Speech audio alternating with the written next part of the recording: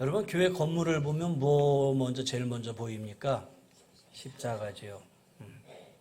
교회 안에 들어오면 제일 먼저 무엇이 먼저 보입니까? 십자가지요.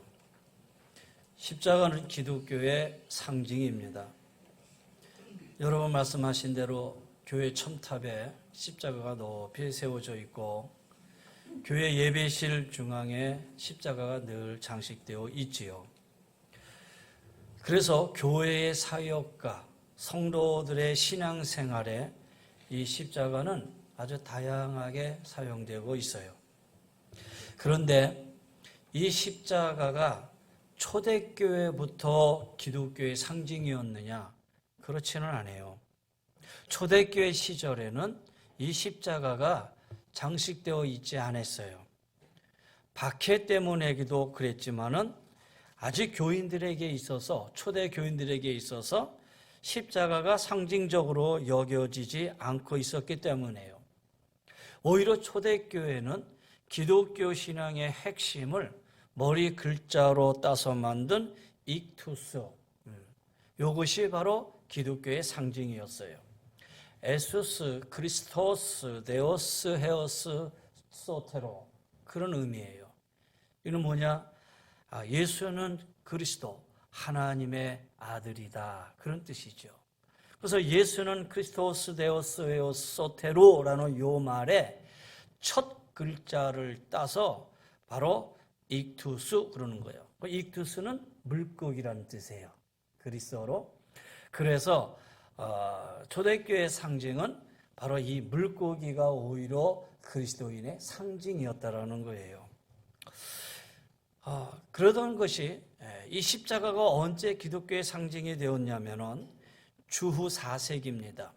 콘스탄티누스 황제 때인데, 콘스탄티누스가 경쟁자 막센티우스와 황제 자리를 놓고 치열한 전쟁을 치르게 되었어요. 그런데 이 막센티우스와 이 콘스탄티누스 사이의 이 전쟁 속에서 이 콘스탄티누스가 상대적으로 아주 불리했습니다. 열세였어요. 그래서 이 콘스탄티누스는 두려웠어요. 전쟁에서 지면은 황제가 되기는커녕 차명을 면치 못할 거예요. 그러던 중에 꿈에서 하늘의 금빛 후광에 둘러싸여 빛나고 있는 십자가를 보게 됐어요. 그 십자가를 보게 됐는데 거기서 음성이 나옵니다. 이 표시 안에서 너희가 승리하리라. 이 표시 안에서 너는 승리하리라. 그런 문구를 보게 돼요. 그래서 이 콘스탄티누스가 꿈에서 깬 다음에 이 십자가로 깃발을 만듭니다. 그리고 방패, 자기 부하들 방패에 십자가를 그려넣겠습니다. 그리고 전쟁에 나섰는데 놀랍게도 열세에도 불구하고 대승을 거두게 됐어요. 그리고 그 일 이후에 콘스탄티누스는 황제가 되었고 드디어 기독교를 국가의 기독교를 공인하게 됐어요. 이제 누구든지 기독교를 믿어도 된다라고 나라 로마가 수용하게 되었다라는 것이죠. 그 이후로부터 이 십자가는 기독교의 상징으로 자리를 잡게 되었어요. 그래서 이제 십자가는 눈에 보이는 기독교의 상징이 되었어요. 그것도 이 십자가, 악과 싸워 이기고 세상과 싸워 승리하는 상징이 되었다라는 거예요. 그래서 심지어 이 십자가는 그 자체로 신비한 힘을 가진 영물로 여기까지 했어요.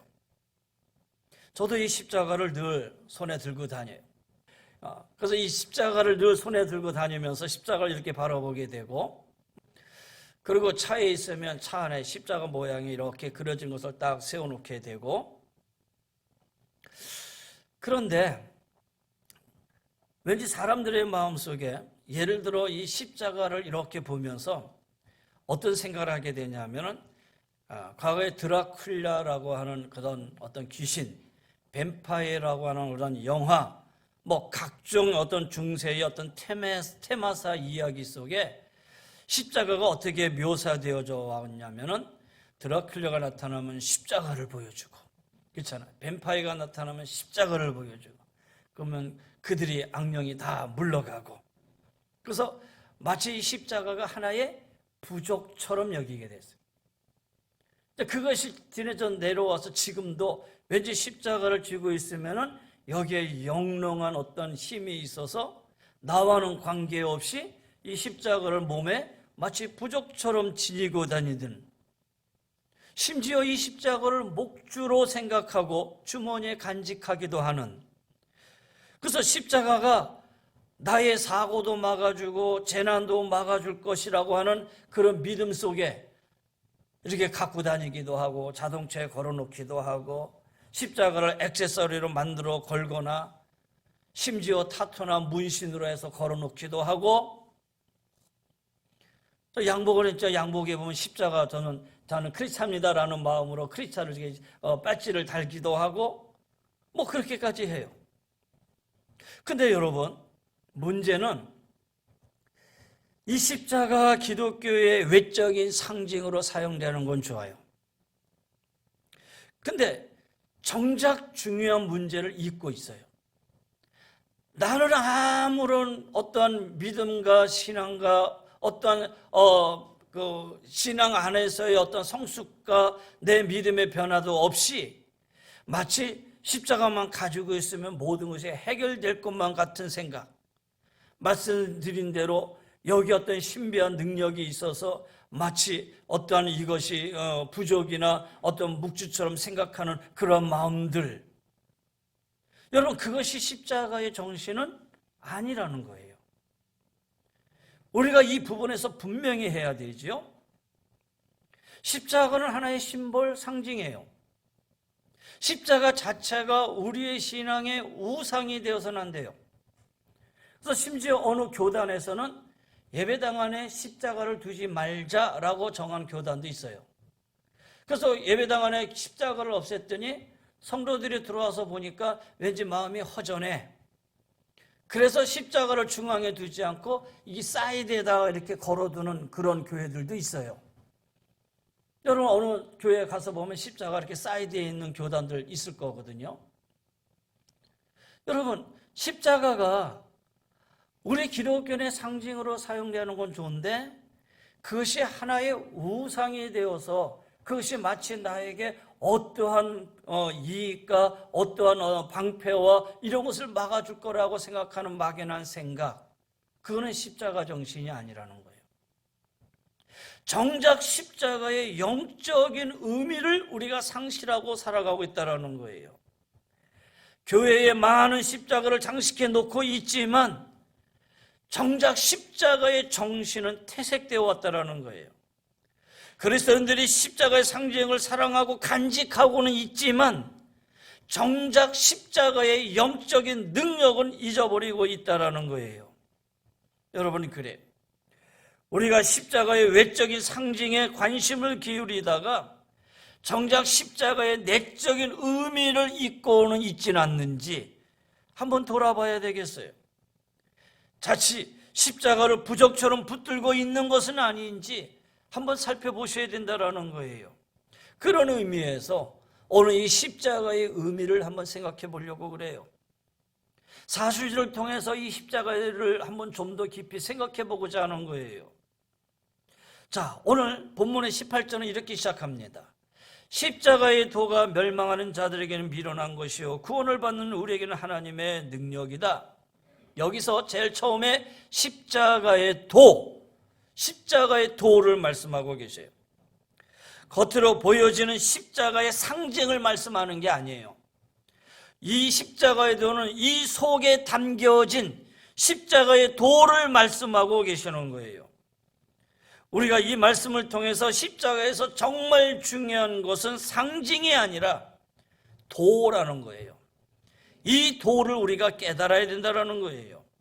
그러면 십자가의 도가 무엇이냐? 우선 십자가를 생각해 보자라는 거예요.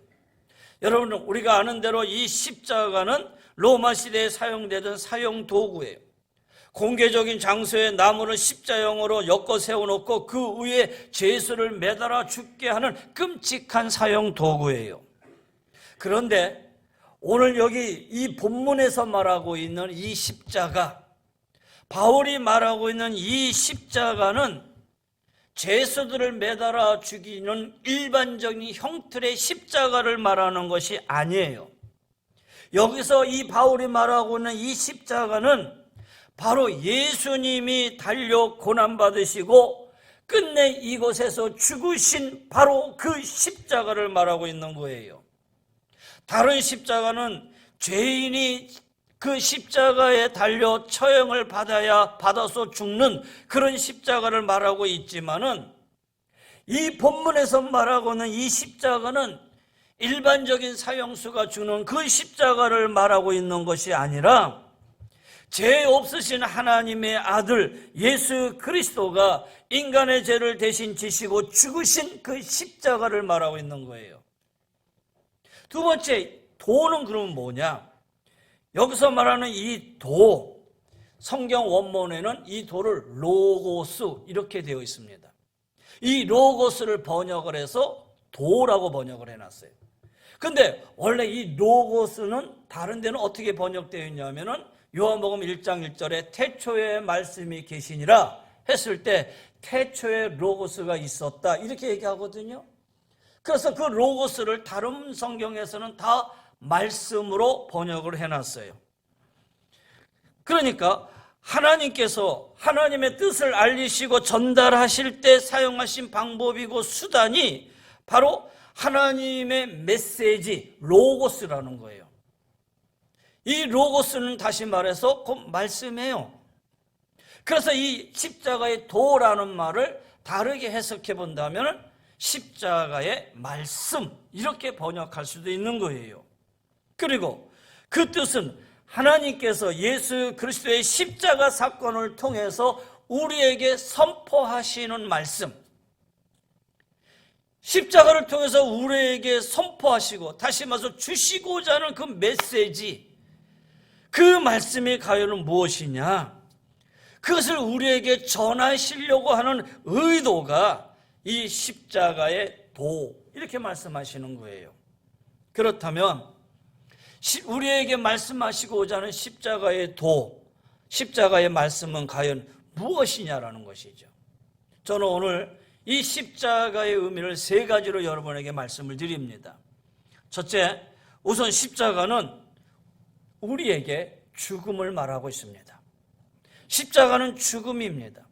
십자가는 인간에게 죽음이에요. 십자가 자체가 사형도구라고 그랬어요. 이 십자가에 사람이 달려서 죽는 이 십자가는 죽음의 자리입니다. 그래서 십자가는 무엇보다도 우리에게 뭘 말해주고 있느냐? 죽음을 말하고 있는 거예요. 모든 인간의 죽음, 그리고 우리 자신의 죽음, 그 죽음을 말씀하고 있는 것이 이 십자가예요. 히브리서 9장입니다. 한 번 죽는 것은 사람에게 정하신 것이요 그 후에는 심판이 있으리니 모든 인간이 반드시 죽게 되어 있고 죽음 이후에는 자신이 저지른 죄를 따라 심판을 받게 되어 있다라는 말씀이에요. 원래 창세기에 보면 하나님이 인간을 영생하도록 하나님이 창조하셨어요. 죽음 없이 영원토록 살게 만드셨다라는 거예요. 그런데 처음 사람 아담이 하나님 앞에 이렇게 지음받아 살고 있었는데 그가 죄를 졌어요. 그 죄의 삭스로 죽음을 맞게 되었어요. 그리고 그 이후에 아담의 후손들은 아담이 이 죽을 수밖에 없는 이 죄의 본성을 가지고 태어나게 됐어요. 그래서 그걸 원죄라고 그러는 거예요. 오리지널 신이라고 그러는 거예요. 그래서 성경은 모든 사람은 죄인이다라고 얘기하고 있는 거예요. 그래서 이 원죄, 이 본성에 따라 살다가 죄 가운데 죽을 수밖에 없는 것이 인간이에요. 그리고 살아가는 동안 자신이 저지른 그 죄 때문에 하나님의 심판을 받게 되고요. 이것이 죄로 죽을 수밖에 없는 인간의 숙명이다라는 거예요. 여러분 그래요. 그래서 여러분 이 십자가는 우리에게 인간의 안타까운 숙명을 얘기해 주고 있는 거예요. 여러분의 죽음을 얘기하고 있는 거예요. 나의 죽음을 얘기하고 있는 거예요. 그래서 우리는 이 십자가를 바라볼 때마다 죽음의 메시지를 들을 줄 알아야 돼요. 사람에게 한 번 죽는 것은 정하신 것이요. 왜 죽어야 되느냐? 인간의 죄로 인해서 죽을 수밖에 없는 인간의 숙명, 그것이 이 십자가가 우리에게 전해주는 그런 메시지, 첫 번째 메시지예요. 죄로 인해 죽을 수밖에 없는 존재고, 이런 숙명 속에서 우리는 죽을 수밖에 없는 존재였다라는 사실, 이 십자가가 우리에게 전해주고자 하는 십자가의 도, 말씀이라는 거예요. 두 번째는 예수님의 죽음에 관해서 말씀하고 있어요. 이걸 다른 말로 얘기할 때는 대속이다라고 얘기하는 거예요. 예수님이 하나님의 아들로서 죄가 없으신 분인데 십자가에서 죽으셨어요. 바로 이 십자가가 우리에게 죄 없으신 분이 십자가에 달려 죽으셨다라는 것을 말씀하고 있는 거예요. 우리는 당연히 죽어야 할 십자가인데, 그런데 이 십자가에 또 다른 분이 죽으셨는데 그분은 죄 없으신 하나님의 아들이 죽으셨다. 그래서 갈라디아서 1장에 보면은 그리스도께서 하나님 곧 우리 아버지의 뜻을 따라 이 악한 세대에서 우리를 건지시려고 우리 죄를 대속하기 위하여 자기 몸을 주셨으니, 이 말씀은 뭐냐? 죄 없으신 분이 십자가에서 죽으신 이유를 말씀하고 있는데, 그것이 바로 대속이다라는 거예요. 예수님의 죄 때문에 십자가에 달리신 것이 아니에요. 죄 없으신 분으로서 죄로 죽을 수밖에 없는 인간을 구원하기 위해서 인간 대신 십자가에 달리셨어요. 우리가 우리의 죄 때문에 죽어야 할 죽음을 대신 죽으신 거예요. 그래서 우리의 모든 죄가 사함받고 용서받을 수 있는 길을 열어주신 거예요. 그런 거예요. 그래서 우리는 십자가를 바라볼 때 두 번째 뭘 생각해야 되느냐? 대속을 생각해야 돼요. 예수 그리스도의 십자가의 죽음으로 내 죄를 대신 속하셨다. 영멸의 자리에서 하나님 우리를 구원한 구원의 자리로 갈 수 있는 길을 하나님이 열어주셨다라는 거예요. 그래서 우리는 이 십자가를 통해서 두 번째 십자가의 메시지, 이 대속의 메시지를 우리가 들을 수 있어야 된다라는 거예요. 예수님이 우리의 죄를 대속하기 위해 십자가 달려 죽으셨기에 우리가 구원받을 수 있게 됐다라는 사실을 우리가 깨달아야 되고, 그 은혜를 묵상할 수 있어야 되는 거예요. 세 번째 십자가의 도는 주님의 사랑을 얘기하고 있는 거예요. 주님께서 십자가에서 대속의 죽음을 죽으신 이유가 뭐냐? 주님께서 결코 대속의 죽음을 죽지 않으시면 안 되는 필요 조건이나 어떤 필요나 조건을 가지고 계시지 않으셔요. 그러면서도 여러분과 나를 위해서 대속의 죽음을 죽으신 이유는 단 한 가지예요. 하나님이 이 세상을 이처럼 사랑하사 우리를 향한 사랑 하나뿐이다라는 거예요. 오늘 제가 예배를 시작하면서 개회의 예배의 말씀을 바로 이 말씀을 했어요. 우리가 아직 죄인 되었을 때 그리스도께서 우리를 위해 죽으심으로 하나님께서 우리에게 대한 자기 사랑을 확증하셨느니라. 할렐루야. 십자가의 죽음이 하나님의 사랑을 보여주셨다는 말씀이에요. 그래서 이 십자가는 우리에게 사랑을 말씀하고 있는 거예요. 그래서 여러분, 이 십자가를 바라볼 때마다 사랑의 메시지를 들을 수 있는 자들이 되어야 돼요. 주님께서 우리를 사랑하셔서 우리를 구원하시기 위해 십자가에 달려 죽으셨다고 하는 이 사실을 깨닫고 그 사랑을 묵상할 수 있어야 된다는 거예요. 그래서 십자가, 이것이 우리 기독교의 상징인 것만은 사실이에요. 근데 단지 십자가를 어떤 큰 이적이나 바라고 있는 영물로 생각하고 우상이 되어서는 안 된다는 거예요. 이 십자가를 바라보면서 우리는 세 가지를, 우리에게 말씀하시고자 하는 십자가의 메시지를 우리는 바라보면서 우리의 믿음과 신앙을 주님 안에서 하나 되어 연합되어져 가는 성숙한 그리스도인으로 자라나야 된다는 거예요. 십자가를 볼 때마다 나의 죽음을 생각하는 거예요. 내가 죽어야 할 이 자리, 죄로 인해서 인간이 죄로 인해서 죽어야 할 자리, 죽음을 생각하는 거예요. 또 이 십자가를 바라볼 때마다 내가 죽어야 할 그 자리에 예수님의 대신 죽으신 대속을 바라보는 거예요.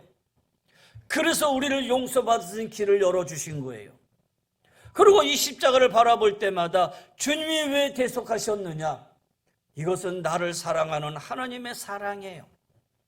그래서 우리는 영멸의 자리에서 구원의 자리로 옮기게 되었다라는 거예요. 그래서 여러분 기억하세요. 십자가를 볼 때마다 죽음을 생각하고 대속을 생각하고 사랑을 생각해야 돼요. 이것이 십자가가 우리에게 주고자 하는 십자가의 메시지, 도다라는 거예요. 오늘 바울은 우리에게 그걸 말씀하고 있는 거예요.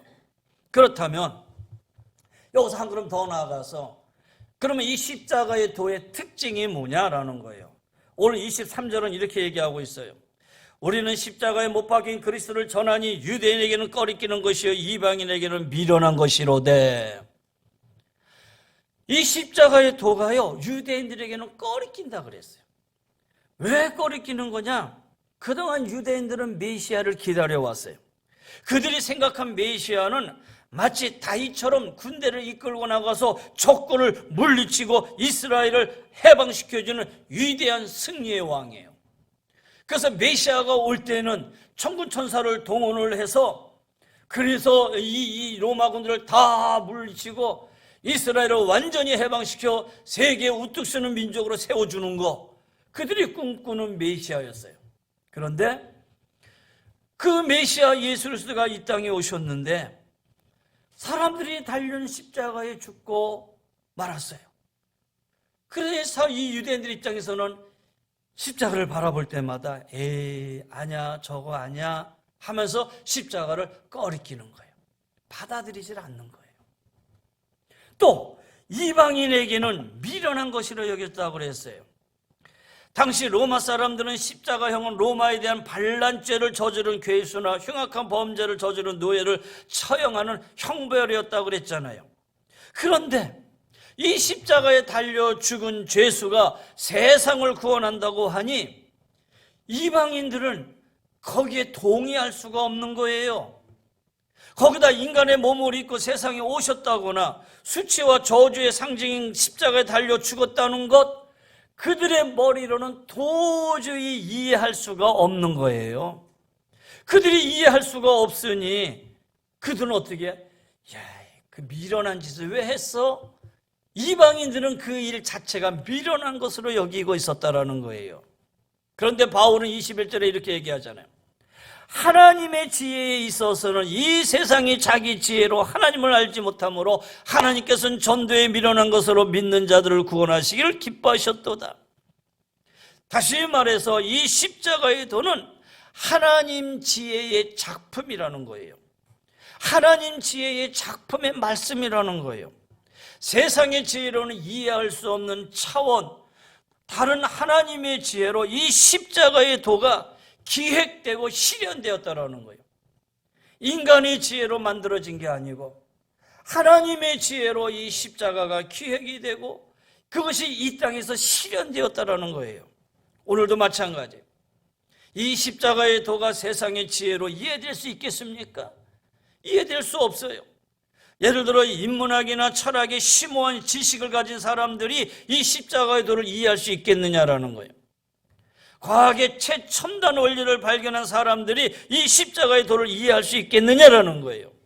그렇지 않아요. 그들에게는 지금도 여전히 꺼리끼는 거예요. 지금도 여전히 그것이 미련하게 보이는 거예요. 어떤 사람들에게 이 십자가의 도가 이해되어지고 받아들여지느냐?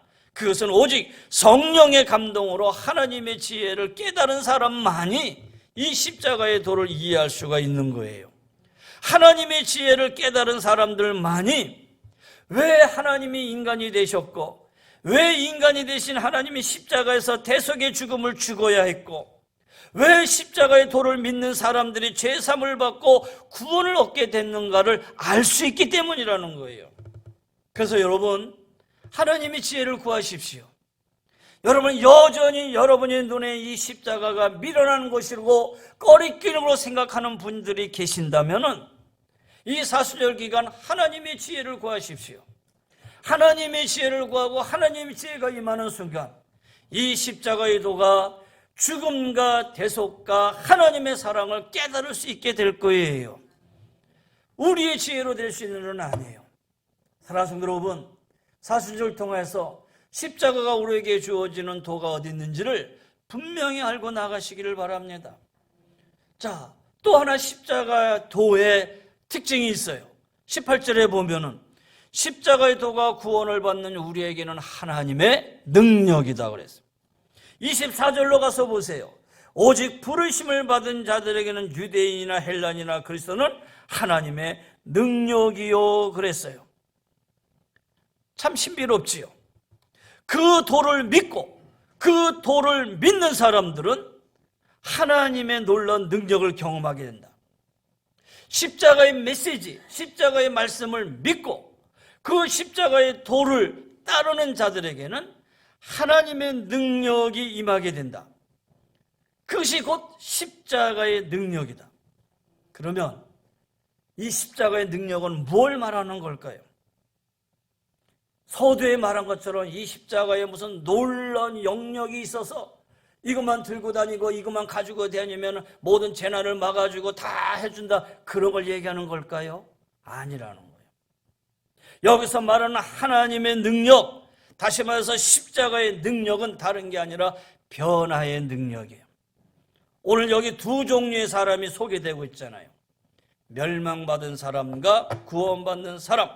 그러니까 십자가의 능력은, 십자가의 도를 믿음으로 경험하게 되는 이 능력은 멸망하는 사람이 구원받는 사람이 되게 하는 변화의 능력이라는 거예요. 내가 영멸의 자리가 있었는데 바로 예수 그리스도를 믿음으로 내가 구원의 자리에 서게 됐다라고 하는 이 자체가 하나님의 능력, 십자가의 능력이라는 거예요. 그래서 바울은 고린도후서 5장에 가서 보면은 누구든지 그리스도 안에 있으면 새로운 피조물이라, 이전 것은 지나갔으니 보라 새롭게 되었도다 그랬어요. 바로 십자가의 능력이 사람을 새롭게 재창조하는 능력이라는 말씀이에요. 우리를 거듭나게 하고 우리를 새롭게 변화하는 능력이 바로 십자가의 능력이라는 거예요. 여러분, 오래전에 보았던 베너라는 영화 여러분 다 아시죠? 모르는 사람 없을 거고 한 번씩은 다 보셨을 거예요. 이 베너라는 영화를 보면 주인공 베너가 우발적인 사고로 노예로 끌려가게 되지요. 그리고 끌려가면 갈증으로 죽게 되었을 때 누군가가 와서 물을 이렇게 부어줍니다. 그리고 그 물을 마시고 다시 살아나게 돼요. 그리고 베너는 노예로 끌려가서 로마 해군의 배속이 되었어요. 배에서 노를 짓는 중에 해적들과 만나서 싸우다가 배가 침몰하게 되는데, 이때 이 베너가 로마 호민관을 구출하게 됩니다. 그리고 후에 호민관은 이 베너의 공을 생각하죠. 왜? 베너 때문에 자신의 생명이 살았으니까. 그래서 이 베너를 자유인으로 만들어주고 베너를 자기 양아들로 삼았어요. 그런 어느 날 이 베너가 왜 예수라는 청년이 골고다에서 사형된다라는 소문을 듣게 돼요. 그래서 예수라는 청년이 어떤 청년인가 구경하러 나가요. 구경하러 나가서 보는데 십자가를 지고 가는 한 젊은 청년을 딱 보는 순간에 베너가 깜짝 놀라게 돼요. 그 청년이 바로 자기가 갈증으로 죽어갈 때 물을 주신 분이기 때문이에요. 베너는 막 달려가 골고다로 올라가는, 십자가를 지고 올라가는 예수님께 물을 떠서 마시게 하려고 했어요. 왜? 그분이 나를 물을 주셨기 때문에. 지금 그분이 십자가를 메고 올라가는데 쓰러지고 그 모습이 너무 자랑해서 막 뛰어가서 물을 주려고 하는데 옆에 있던 로마 병정들이 막 달려들어서 채찍으로 치면서 물을 마시게 하는 것을 막 막아요. 베너는 화가 났어요. 화가 나서 그동안 자기를 괴롭혔던 로마 군인들한테 받았던 이 학대, 이 분노, 이런 것이 막 치밀어 올랐어요. 그런데 그 순간 십자가에 달리신 예수님께서 베너를 딱 보게 됐고, 베너는 십자가 되는 예수님을 바라보는 그 순간에 그의 마음에 놀라운 변화가 일어나요. 예수님을 영접할 뿐만 아니라 그 안의 분노가 연기처럼 사라져요. 설명할 수 없는 마음의 평안함이 찾아와요. 지금까지 한 번도 경험해 보지 못했던 기쁨이 내 안에서 막 솟구쳐요. 그것이 바로 십자가의 능력. 십자가의 능력. 그 능력이 이 배너를 변화시킨 거예요. 여러분, 그래요.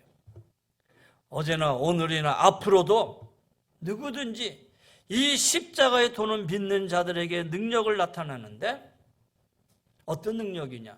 죄로 얼매게 했던 사람들을 죄에서 자유하게 해줘요. 욕망과 정욕에 사로잡혀 살던 사람들에게 욕망과 정욕에서 벗어나게 돼요. 오랜 세월 괴롭혀오던 반복된 습관을 끊어내게 해줘요. 내 마음속에 미움과 분노와 불안과 두려움과 이런 부정적인 정서와 감정을 먼지 털듯이 다 털어버리게 해줘요. 믿음을 숨겨왔고 맡겨주신 사명도 피하려고 했던 영적인 연약함을 극복하게 해주시고 오히려 담대함을 주셔서 회복시켜 주셔요. 오늘날 우리가 왜 영적인 능력이 사라지고 있느냐? 이유는 한 가지예요. 이런 십자가의 능력을 외면하며 살았기 때문이에요. 사랑하는 성도 여러분, 우리 모두가 이런 변화의 역사를 체험하며 사시기를 바랍니다. 할렐루야. 하나님의 능력, 십자가의 능력은 다른 게 아니라 내가 변화되어지는 체험입니다. 내가 바뀌어지는 체험입니다. 죄인의 자리에서 의인의 자리로 옮겨지는 그 순간이 바로 하나님의 놀라운 성능 십자가의 능력입니다. 사랑하는 성도 여러분, 이제 말씀을 정리해 보려고 합니다. 사순절이 시작이 되었습니다. 이 사순절 기간 십자가의 도를 한번 깊이 묵상하시기를 바랍니다. 십자가의 도, 우리에게 주어지는 말씀은 다름이 아니라 죽음과 대속과 그리고 사랑의 말씀입니다. 죽음과 대속과 사랑의 말씀을 여러분 들으시기를 바랍니다. 이 안에서 하나님의 놀라운 십자가의 능력이 경험되시기를 바랍니다. 성령을 통해서 주시는 하나님의 지혜로 십자가의 도를 듣고 깨닫고 나갈 수 있는, 또 믿을 수 있는 우리 성도님들이 되시기를 바랍니다. 그리고 그 믿음으로 십자가의 능력을 뜨겁게 체험할 수 있는 살아오는 귀한 성도님들이 되시기를 주의 이름으로 간절히 권면하며 축원합니다. 이제는 십자가의 능력으로 살아갈 때입니다. 그리고 십자가의 본질을 분명히 알고 우리의 믿음이 한 걸음 한 걸음 더 성숙해져서 하나님을 기쁘시게 하며 살아갈 수 있는 참된 믿음의 성도들이 다 되시기를 주의 이름으로 간절히 권면하며 축원합니다. 기도하십시다. 한번 머리 숙이십시다. 여러분, 말씀을 잊어먹기 전에 한번 기도하십시다. 반주 한번 해주세요. 십자가는 죽음입니다. 대속입니다. 우리를 향한 하나님의 사랑입니다. 그래서 이 십자가는 하나님의 지혜고 하나님의 능력입니다. 여러분, 하나님의 능력이 여러분에게 임하기를 바랍니다. 혹여라도 우리 안에 있는 미움, 분노, 불안, 두려움 다 털어내시기를 바랍니다. 주님 안에서 새로운 믿음의 성숙함을 이뤄내시길 바랍니다. 하나님의 지혜를 구하십시오. 세상의 눈으로, 세상의 지혜로 말씀을 보려고 하지 마시고 이해하려고 하지 마십시오.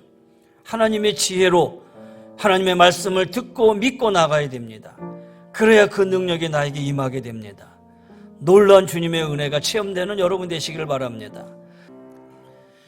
이제는 우리 주 예수 그리스도의 은혜와 우리 하나님의 그 무한하신 사랑하심과 성령의 감화감동 멸려 인도 충만하여 주심이 십자가에도 죽음과 대속과 주의 사랑을 기억하며 살아가기를 원하는 우리 사랑하는 귀한 성도님들의 가정 위에, 삶의 터전 위에, 머리 숙이는 우리 모두 위에, 이 나라의 민족 위에 주의 은혜가 영원히 항상 함께하여 주시기를 간절히 축원하옵나이다. 아멘.